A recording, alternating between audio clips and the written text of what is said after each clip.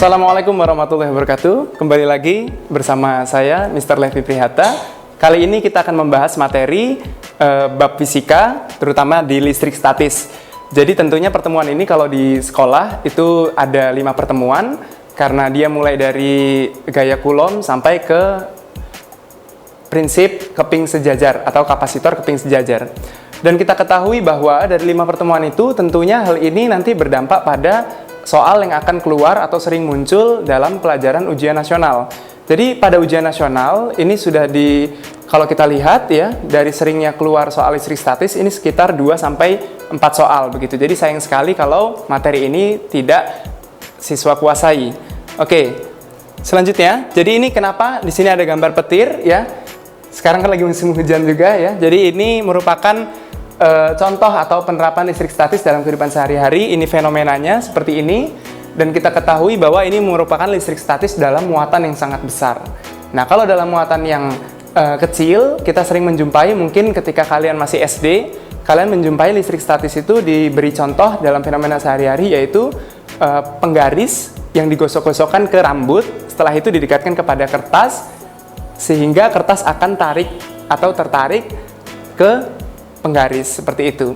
Nah, ini selanjutnya. Jadi standar kompetensi ini bagi kurikulum KTSP ya, menerapkan konsep kelistrikan dan kemagnetan dalam berbagai penyelesaian masalah dan produk teknologi. Nah, sedangkan kompetensi dasarnya yaitu memformulasikan gaya listrik, kuat medan listrik, potensial listrik, dan energi potensial listrik, serta penerapannya pada keping sejajar dan kapasitor. Nah, jadi ada banyak sekali subbab yang akan kalian pelajari. Untuk kali ini, Mister akan menjelaskan sampai di kuat medan listrik dan bagaimana sih contoh-contoh soal yang sering keluar di ujian nasional. Oke, selanjutnya, ini kita lihat. Jadi konsep listrik pertama kali dikenalkan pada tahun 600 sebelum Masehi, ya. Jadi ini oleh Thales, di mana dia seorang filosof Yunani yang menemukan sejenis batuan yang disebut batu ambar. Apabila batu ambar digosok dengan kain wol, ternyata batu ini dapat menarik benda-benda kecil di sekitarnya. Nah, ini kita ketahui ya, ada beberapa fenomena. Dulu pernah ada pesulap yang mungkin kalau kita lihat, ini balon didekatkan kepada pancuran air, ternyata aliran air ini akan berbelok. Padahal itu prinsipnya adalah listrik statis. Nah, ini dimana kita tahu ternyata muatan yang diam dinamakan muatan listrik statis atau muatan listrik diam. Nah, ini perbedaan antara listrik statis dan listrik dinamis. Bagaimana kita ketahui listrik dinamis sudah dipelajari oleh waktu kelas 10 ya. Nah, ini pelajaran kelas 12. Oke, selanjutnya kita lihat di sini untuk mengetahui adanya muatan listrik statis itu kita gunakan alat yang disebut dengan elektroskop. Mungkin kalau kalian masih ingat, ketika kelas 9 ada pelajaran listrik statis juga, tapi dalam cakupan yang lebih sederhana, dan prinsip elektroskop ini sudah dikenalkan. Nah, oleh karena itu, ini bentuk kompleksnya seperti ini. Kita lihat ada kepala elektroskop, dinding kacanya, untuk bisa melihat, makanya dibuat bening. Ini ada gagang besi, lalu ada daun elektroskop yang dibuat dari aluminium foil. Nah, tentunya ini kita juga bisa membuat lebih sederhana dalam kehidupan sehari-hari, ya, dimana ini menggunakan styrofoam juga bisa, lalu dikatakan dengan penggaris plastik yang sudah menjadi bermuatan negatif karena digosokkan kepada rambut. Nah, oleh karena itu ini ada Oke, sekarang kita lihat ini ada bentuk elektroskop yang lebih sederhana. Jadi ini bisa kalian buat juga di rumah ya. Kita lihat ini karena belum ada, jadi sedikit menggunakan magic ya kan. Bismillahirrahmanirrahim. Celing. Oke, sekarang ini sudah ada di depan kita. Ini sangat sederhana sekali. Jadi yang pertama, ini prinsipnya yaitu elektroskop ya, alat untuk mendeteksi ada tidaknya muatan listrik pada suatu benda. Jadi ketika benda yang mungkin kalian ketahui penggaris itu bisa diganti dengan pipa, karena ini lebih mudah menyimpan listrik negatifnya yang dia mendapatkan elektron dari kain wol. Kain wolnya kita ganti dengan sejadah ya, nggak apa-apa. Nah, kita lihat ini ya, dengan menggunakan gosokan maut ya, dimana kita akan melihat apa yang terjadi pada elektroskop ini ya. Ternyata ada interaksi di antara aluminium foilnya. Kita lihat di sini, ini kepala elektroskopnya kita dekatkan ya. Ternyata terjadi pemisahan antara aluminium foil yang satu dengan yang lainnya. Kita coba sekali lagi. Ya, setelah kita jauhkan, dia akan kembali lagi. Ya, ini kita lihat akan terpisah. Nah, itu dia. Kenapa hal itu bisa terjadi? Karena aluminium tadi ketika didekatkan, maka muatan positifnya akan tertarik semua karena tertarik oleh muatan negatif yang terkandung pada pipa. Sehingga yang tersisa pada kedua aluminium foil adalah muatan negatif, yang satunya juga negatif. Negatif ketemu negatif akan tolak-menolak, seperti itu. Nah, ini ada contoh satu lagi. Ya, ini kita lihat koreknya. Kalau kita lakukan dari samping, ternyata apa yang terjadi?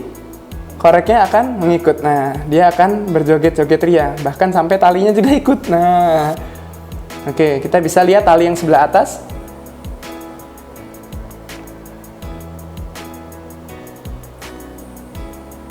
Iya. Sampai terangkat ke atas, ya. Nah, ini adalah fenomena listrik statis dalam kehidupan sehari-hari yang bisa kamu coba di rumah, ya. Selamat mencoba. Oke. Kita lanjutkan. Jadi dari sini dapat kita simpulkan bahwa muatan listrik dapat dibedakan menjadi dua jenis, yaitu muatan positif dan muatan negatif. Dua muatan sejenis dia akan tolak menolak. Ini positif ketemu positif akan tolak menolak. Sedangkan yang positif bertemu dengan negatif akan tarik menarik. Seperti itu. Nah, besarnya gaya tolak menolak dan tarik menarik ini disebut dengan gaya Coulomb. Jadi gaya Coulomb ini ditemukan oleh ilmuwan bernama Auguste de Coulomb. Oke. Selanjutnya kita lihat. Nah, ini dia, ya. Gaya elektrostatik antara dua muatan berbanding lurus dengan besar masing-masing muatan, namun berbanding terbalik dengan kuadrat jarak antara kedua muatan. Atau dalam bentuk matematikanya, ini ya, F sama dengan K kali Q1 kali Q2 dibagi R kuadrat. Ini maknanya adalah masing-masing muatan kita kalikan, lalu dibagi dengan jaraknya dikuadratkan. Karena ini kesetimbangan, maka tentunya muncul nilai konstanta. Di mana nilai konstantanya waktu SMP kalian masih ingat, yaitu 9 kali 10 pangkat 9. Nah, oleh karena itu, kita lihat ini, kenapa ini ada keterangan 1 mikrocoulomb. Karena nanti pada soal, biasanya soal menggunakan satuan yang sangat kecil, yaitu mikrocoulomb. Karena muatannya kecil, seperti itu. Jadi ini 1 mikrocoulomb itu setara dengan 10 pangkat min 6. Masih ingat ya? Kalau mili 10 pangkat min 3, kalau mikro 10 pangkat min 6, kalau nano 10 pangkat min 9, piko pangkat min 12, dan seterusnya. Oke? Tentunya kita akan melihat nih bagaimana ya contohnya dalam soal-soal. Next, kita lihat. Oke, contoh soal yang sering muncul, ini bisa kita lihat ada dua buah benda bermuatan ya, masing-masing 3 mikrocoulomb, dan yang satunya adalah min 2 mikrocoulomb. Terpisah sejauh 1 cm. Nah, ini hati-hati karena belum dirubah ke meter, di mana ketetapan coulombnya adalah segini ya. Ini kita lihat perhitungannya seperti biasa, seperti ini. Tapi jika ingin memudahkan ya, kalau kita lihat kan ini gayanya sama dengan K kali Q1 kali Q2 per R kuadrat, atau kita buat menjadi kakiku rata. Itu bisa juga ya, menghafalnya ini bisa kakiku rata. Artinya K kali Q1 kali Q2 per R kuadrat. Kalau ini masih susah juga, wallahu a'lam bishawab ya. Oke, kita lihat ini. Jadi ini nilai K-nya, ini nilai Q1, Q2, ini nilainya kenapa 0,01? Karena dirubah dari cm menjadi meter, lalu kita kuadratkan.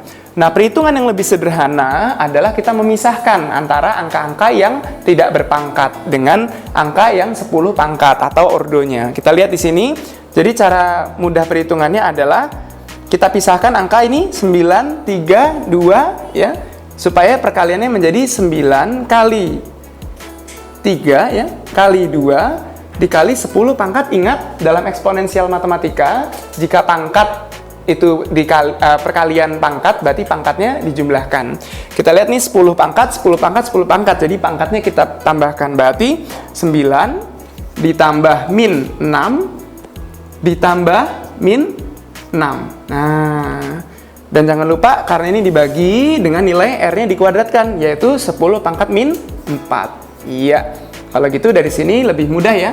Kita hitung 9 kali 3 kali 2 adalah 54. Nah, kita buat di sini 54. Ya, kita lihat dari perhitungan ini berarti 10-nya kita buat di sini.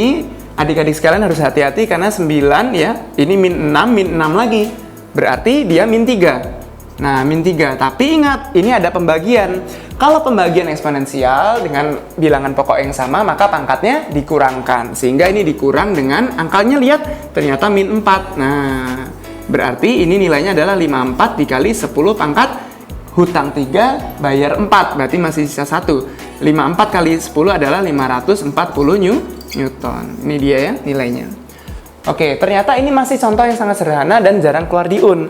Nah, bagaimana ya soal yang sering keluar di UN? Tentunya kita harus menggunakan strategi yang lebih jitu ya.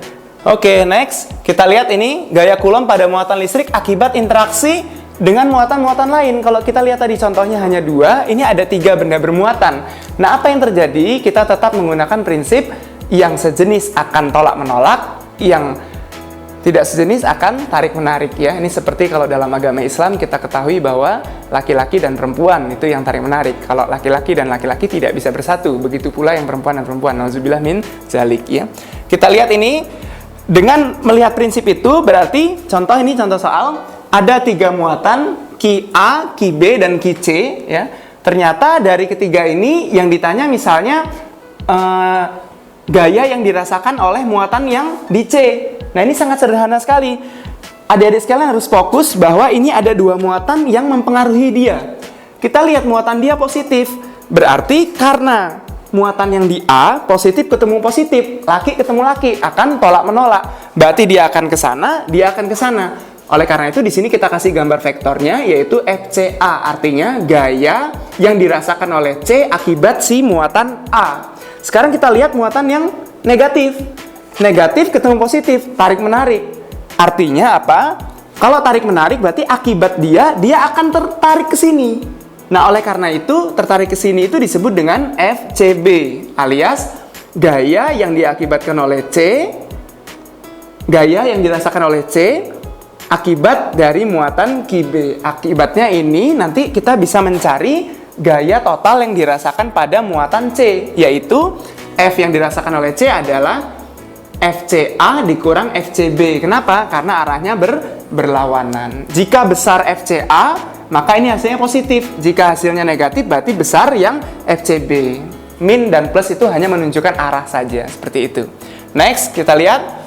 Nah, ini yang lebih kompleks lagi, biasanya muncul di soal SBMPTN. Tentunya nanti kalian akan melaksanakan SBMPTN mungkin. Kita lihat di sini, dia bentuknya sudah segitiga, artinya menghasilkan sudut. Kalau tadi hanya garis lurus. Ketika dia menghasilkan sudut sama, kita lihat ini prinsipnya plus plus negatif.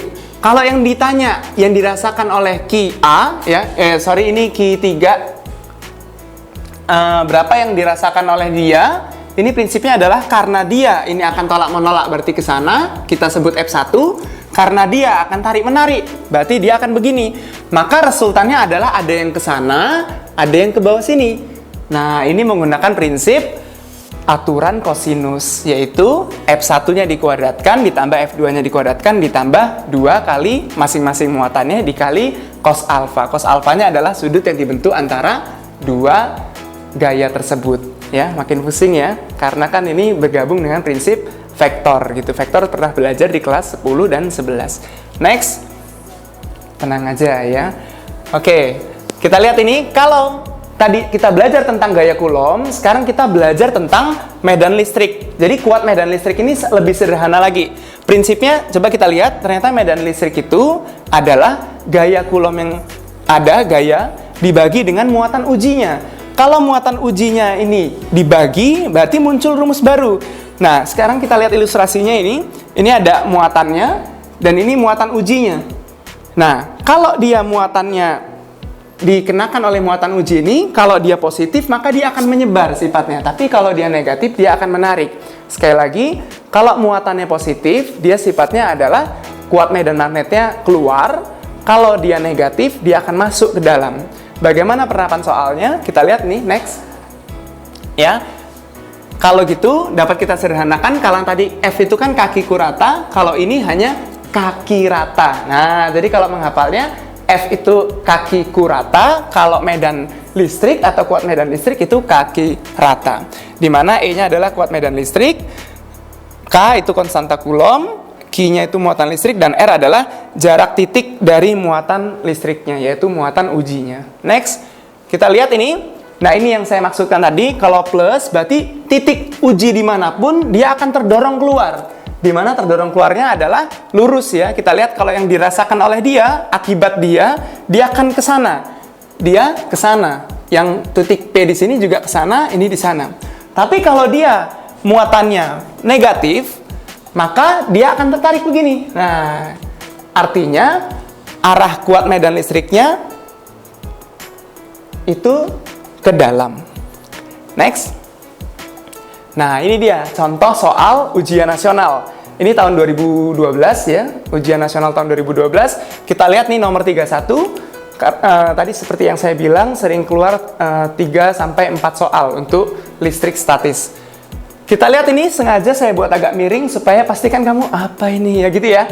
Jadi ini sengaja agak dibuat agak miring dikit ya. Nggak lucu ya, nggak apa-apa. Ini kita lihat dua muatan listrik diletakkan terpisah sejauh 30 cm.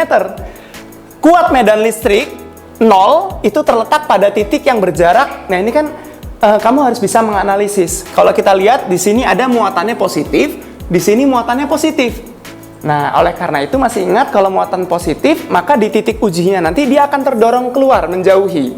Nah, ini bagaimana cara mengerjakannya? Ini sangat sederhana sekali. Ya, kita bahas ya. Soal ini merupakan contoh yang paling sering keluar dalam ujian nasional, yaitu tentang kuat medan listrik. Yang biasa ditanya adalah di ujian nasional itu adalah kuat medan yang dirasakan di mana di titik itu kuat medan listriknya 0. Nah, kalau kita bayangkan di sini berarti di mana ya kira-kira? Nah, sekarang adik-adik lihat sekalian. Ini kan kekuatannya adalah muatannya plus 4, yang di sini plus 16. Kalau saya ibaratkan berarti seperti ini adalah Mr. Levy, yang ini adalah Aderai karena lebih kuat dia. Nah, sekarang bayangkan kira-kira titik mana yang merasakan di kekuatannya itu adalah 0, tentu dia yang lebih dekat kepada Mr. Levy karena Mr. Levy kekuatan dorongnya hanya 4 mikrokulom, sedangkan Aderai punya kekuatan 16 mikrokulom. Jadi kalau saya ibaratkan titiknya kalau di tengah-tengah ini tidak adil ya. Pasti dia lebih mendekati ke saya. Kalau gitu saya buat ini titik ujinya ada di sini ya. Di mana akibat saya dia akan terdorong ke sana.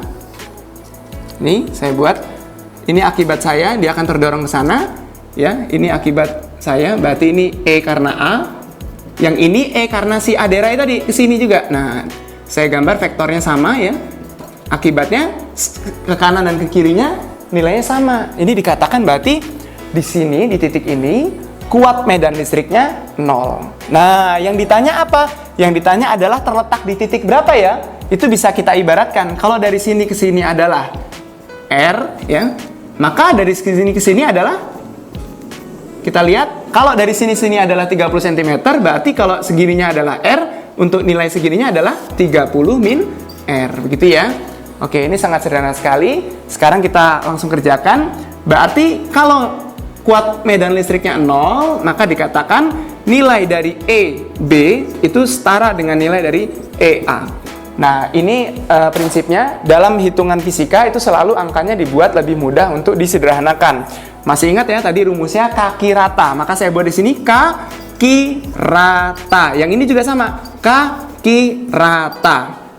Nah, sekarang ini tak buat ininya adalah ki B, yang ini adalah ki A. Ini adalah jaraknya si B, ini adalah jaraknya si A. Perhatikan semua ini sangat sederhana sekali. Kita sederhanakan dulu. Ini sama-sama punya konstanta ya. Nah, tewas mereka. Selanjutnya, ki B-nya berapa? Ternyata tadi 16. Karena ini kesebandingan atau kesetimbangan kanan kiri, berarti tidak perlu diubah satuannya. Langsung di sini Mister buat berarti 16 dibagi. Berapa jaraknya? Ternyata jaraknya dari sini ke titik ini ya adalah 30 min R. Berarti 30 min R. Tapi diapakan? Dikuadratkan. Ini sama dengan Ki-A-nya berapa? 4 ya. Dibagi jaraknya dia punyanya dari sini ke sini berapa? Yaitu R. Maka saya buat di sini R tapi dikuadratkan. Nah, ini dia kuncinya dalam matematika. Kita lihat angka ini merupakan angka yang bisa bilangan geometri, yaitu ini merupakan 4 kuadrat. Jadi ini kalau disanakan ini 4 kuadrat per ini tetap 30 min R-nya dikuadratkan sama dengan ini adalah berapa? 2 ya, dikuadratkan dibagi R-nya adalah tetap R kuadrat. Kuadrat berarti bisa disederhanakan. Pret ya. 4 dan 2-nya juga bisa dipret-pretkan. Kita lihat, pret. Ini 1, ini 2. Sehingga sekarang kita kali silang, berarti 2R akan sama dengan 1 dikali sekian, tetap sekian ya, 30 min R. Nah, kalau ada di sini kamu bisa tersenyum ya, karena min R-nya pindah ruas jadi 3R sama dengan 30, maka nilai R-nya adalah berapa? 10 cm. Nah, kita lihat di sini. 10 cm, tapi kan yang di sini berarti dia di sebelah kanannya A. Ada nggak 10 cm di kanan A? Ternyata jawabannya adalah B. Nah, ini merupakan cara yang biasa. Ada cara yang lebih cepat lagi, ya. Kalau ini kamu membutuhkan waktu yang agak lama. Mau tahu cara lebih cepatnya? Ya, saya buat di sini, ya. Cara lebih cepat, CLC ya. CLC adalah cara lebih cepat. Padahal itu saya ngasal ya. Kita lihat ini. CLC-nya adalah kita pakai logika dari pilihan jawabannya. Kan di UN nggak mungkin nggak ada ABCD-nya. Kita lihat di sini, kalau dia muatannya plus dan plus atau min dan min, pasti yang merasakan titiknya kuat medan listriknya 0 itu pasti di tengah-tengah, di antara mereka berdua. Kalau ini kan saling dorong-mendorong. Kalau dia negatif dan negatif akan saling tarik-menarik. Yang satunya menarik ke arah satunya, yang satunya juga seperti itu. Nah, artinya dorong-mendorongnya harus kekuatannya sama medan listriknya. Nah, di manakah itu berada? Ini sangat sederhana sekali. Kita lihat ini 4 dengan 16, tentu besar 16. Artinya nggak mungkin titik nolnya itu di tengah-tengah. Pasti mendekati yang kekuatan yang lebih kecil. Nah, kalau dia berada di sini, di antara tengah-tengah ini, maka nggak mungkin kan pilihannya yang kita lihat di sini. 10 cm di kiri B. Sedangkan setengahnya berapa? Setengah dari 30 adalah 15. Kalau dia 10 cm di kiri, berada di sini, wah berarti ini sangat nggak adil sekali. Aderai dekat sekali dengan jarak ini. Dia dorongnya kuat sekali, maka di sini kekuatan saya hanya kecil sekali, aderainya sangat besar sekali. Bisa dipahami? Berarti yang A tidak mungkin. Sekarang lihat yang C. 10 cm di kiri. Kan tadi sudah kita sepakati bahwa pasti titiknya di antara 30 cm di antara mereka. Kalau di sebelah kiri, ini kan kiri, anak-anak sekalian. Berarti ini apa? Tidak mungkin. Berarti ini tidak mungkin, ini tidak mungkin. Sekarang 40 cm di kanan. Kita lihat 40 cm di kanan B. Berarti di sini. Ngilang, saya aja ngilang dari kamera ya. Nah, kalau gitu nggak mungkin lagi. Ini. Sekarang yang E. 40 cm di kiri. Masya Allah. Sudah kita katakan ini di antara mereka berdua. Kok bisa-bisanya 40 cm di kiri? Berarti kan di sini kotor jadinya papan tulisnya. Nah, oleh karena itu jawaban yang paling mungkin itu adalah B. Seperti itu. Nah, itu cara yang cepat. Ada cara yang lebih kilat lagi. Nah, lihat link di bawah ini gitu ya. Nanti cari sendiri kalau ada ya. Oke, itu adalah cara yang lebih sederhana ya. Atau cara singkatnya CLC yang biasa. Perhatikan semua. Jadi ini angkanya langsung adik-adik sekalian buat ya. Dari sini langsung saya ambil begini ya, dimana 16 itu kan maknanya adalah 4 kuadrat per ini adalah 30 min R ya, sama dengan 2 kuadrat per R kuadrat ya. Ini dikuadratkan juga. Ini langsung kita sederhanakan. Nah, ini dapat deh R-nya yaitu berapa? 10 cm. Ingat, pasti angkanya bisa diakarkan seperti itu. Sampai di sini dulu pembahasannya. Saya akhiri. Saya sebagai Mr. Lepi tentunya ada salah. Segala sesuatunya yang salah datangnya dari saya, yang benarnya dari Allah. Semoga bermanfaat. Billahi taufiq wal hidayah. Wassalamualaikum warahmatullahi wabarakatuh.